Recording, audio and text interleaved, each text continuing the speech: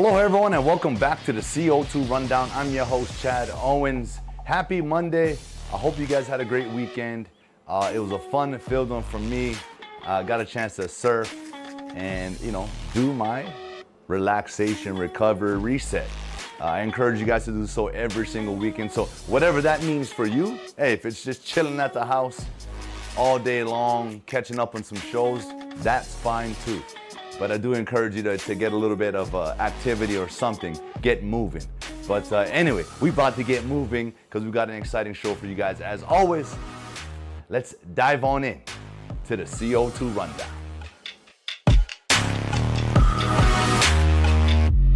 All right, yeah, it's Monday, so what does that mean? That means that football fever is in action.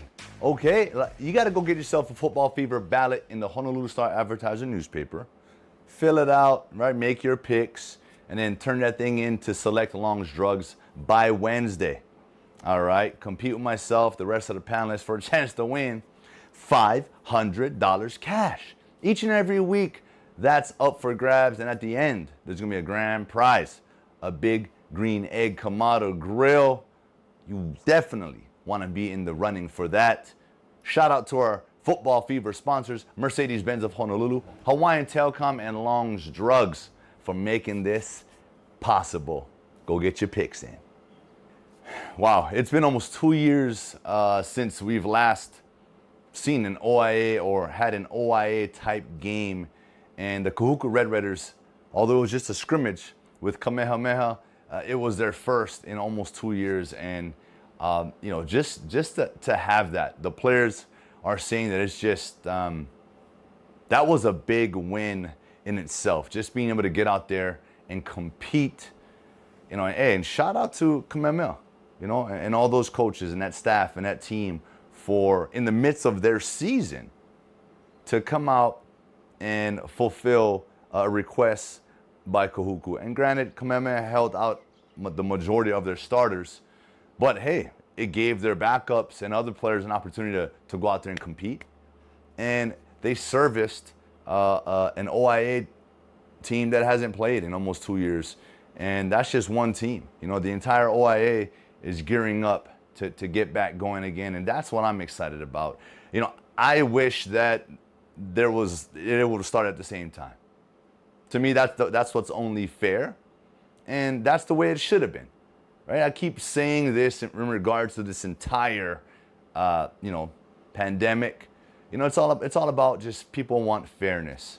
And so right now we're at the point where, okay, we're allowing UH football fans at the next home game. We should be having fans at these high school football games as well. At the same time, the plan needs to be set in place. But nonetheless, congratulations to Kahuku for getting, sort of knocking the dust off, as you will, as they haven't played, like I said, in the last 2 years. So they showed out as well.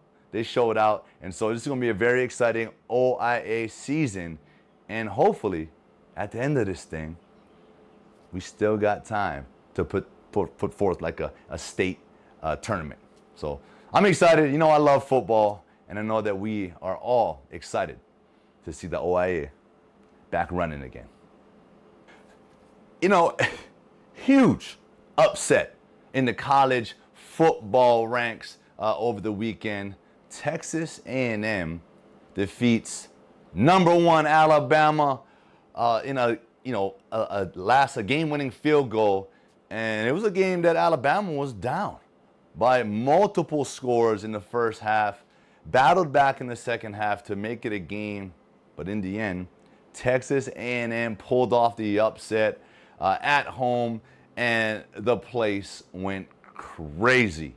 Fans stormed the field. It was another epic upset moment in college football. It's happened over the course of the history of the game, and this will go down as one of those games. So shout out to Texas A&M. And right now, as far as Alabama goes, look, they're still Alabama. They're still one of the top football teams, top football programs in the country.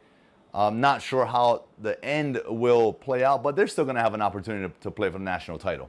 they're still going to be in the playoff race. I believe that.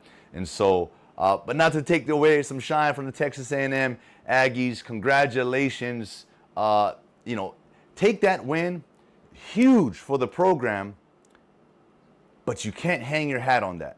If you can take that win and allow that to be some momentum for yourself and take what you've learned from that game, maybe it's a confidence booster. Hey, take it to the next week, right? Take out the next team. If you can continue that trend, now you start to get into that conversation of, football playoffs and national title contenders. So, never hang your hat on the wins. Never stay too low on the L's you take. It's all a fine balance. It's all, like I said, a balancing act. And there's always lessons to be learned, and there's always room for improvement. Congratulations again. Some exciting games in NFL this past weekend, and I've been saying it this whole season. It's sort of up in the air, with who's going to win the Super Bowl, who's the top team. Yeah, according to record, as of this weekend went through, the Cardinals still remain undefeated. They defeated the Niners in a tight game, so they're 5-0.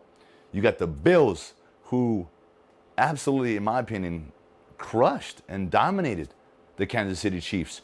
The Chiefs are a 2-time Super Bowl appearance team, right? They won it 2 years ago, lost to the Bucs last year, right? The Chiefs are 2-3 now. Bills are 4-1. I'm saying the Bills are part of the second-ranked team just because of that record. And then the Chargers had a battle with the Browns, man, back and forth. They won 47-42 in a game that was, hey, who's going to have the ball last? All right? And, the Chargers go on to 4-1. The Browns are 3-2. Now, what I want to talk about is the records of some of these teams, like the Chiefs, 2-3. Chiefs are still a really good football team, right? Really good football team. But teams are starting to figure out how to at least slow them down. And one of the ways to do so is taking out Tyreek Hill, right? Playing that cover 2 shell over the top, taking away that deep threat. See, the Chiefs live on the big play, right? They're a big play, explosive play team. If you can take that away and force them to run the ball, check it down, right? Methodically go up and down the field for long drives, they don't want to do that. They don't want to do that. And so they're starting to get exposed, but they're still a really good football team. The Packers, the Bucs, right? The Bucs, Tom Brady, defending Super Bowl champs, they are still that team, right? So a lot of teams in the league are showing that they have what it takes to win a Super Bowl. And so I'm just excited that the NFL is very, very competitive. And you expect it to be competitive. These guys are pros. But, hey man, in years past, you had the teams that were just always going to be there, right? Those few teams. But now, I feel like the league is starting to balance out. With the exception of, unfortunately, the Jaguars and the Lions, who are both winless, this year. It's tough, and it can be demoralizing for a team, week in and week out, same old story. But look, you're getting paid to do a job. And those guys I know, regardless if they haven't won a game, they're showing up each and every day believing that this is the week. We're going to snap this losing streak this week. That has to be the mindset. And so, anyway, I love football. You guys know I love talking about it. That's my thing. And I'm just excited that football is sort of on a high right now in the NFL, and there's a lot of exciting football ahead. Man, talk about a good old-fashioned brawl. I don't know if you guys watched the fight over the weekend between the heavyweight title bout, Tyson Fury, Deontay Wilder. Went at it for the third time. They had a draw in the first fight. Fury dominated the second fight. They say Fury sort of won the first fight, right? But if it wasn't for the knockdown, he definitely would have won. And this was sort of to, settle the score, and it was a battle. It was a battle. Both these guys, I have to be honest, and this is just my opinion, technical-wise, right, boxing technique, I know we've seen a lot more technical boxers, heavyweight boxers in the past. But this was sort of just a David and Goliath type of thing where they're just coming in, you know. Wilder came in, he had a little bit of a strategy to try to jab to the body, but even his techniques at his jabs, yeah, I'm being critical right now, right? The technique just seemed a little off to me, sort of unorthodox. And same thing with Fury, you know.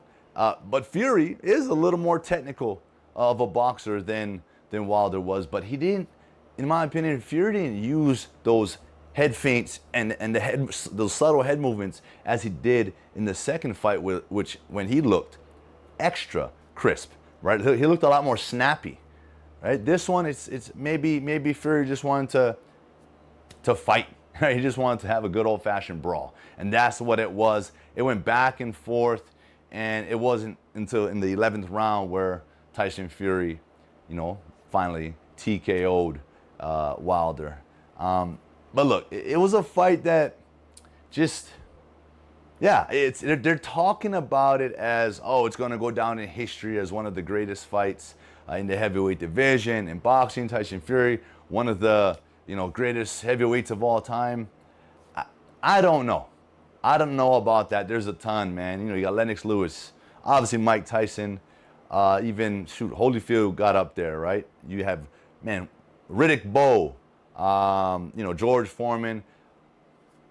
All these guys that have done it in the past that were, in my opinion, very, very technical boxers. They knew how to move. They knew how to jab. They knew how to throw combos, right? If you're in the pocket, meaning I'm in punching distance, man, they were throwing punches, right? They were slipping. They were throwing uppercuts. They're throwing everything. They had a big toolbox, right, of boxing. And I didn't see a whole lot of that from these two. And maybe it's because one guy is 6'9" and the other 6'7". Maybe I'll take that into consideration, right? So for that size of giants fighting, it was an entertaining fight. And so congratulations to Fury, man. Congratulations to both these guys. They had a big payday. I believe Fury walked away with, like, I want to say 30-something, 40 million, right? Wilder, 20 million, something like that. So they got paid, and so I think they're good. We'll see what the future holds for both these heavyweight fighters. Our Rainbow Wahine do it again on the road this time, calling it the Rally Road. I love how our Star-Advertiser team put this one together. They had to come from behind, down the first set and rally back, and can create 2 4-set matches in less than 24 hours. That could be stressful, as they're saying. You know, head coach Robin Amo was probably on edge, you know, during these matches, but nonetheless, we got it done, and it just shows sort of the type of character, the type of team, the type of leadership we have on this team. And so with that, you know, being able to do that on the road, two matches in a row in that short period of time, look, it speaks volumes to the championship caliber, you know, squad that we have. And so looking forward to seeing our Rainbow Wahine continue to just progress, continue this trend that we're on. And we're back home this weekend, and I'm hoping that there's going to be some fans in the stands. And that is it for today's show. I want to thank you all so much for tuning in. Like I said, man, Mondays is the tone setter for the week. I hope you all are on a fast start to this one. I'll see you all come Hump Day Wednesday.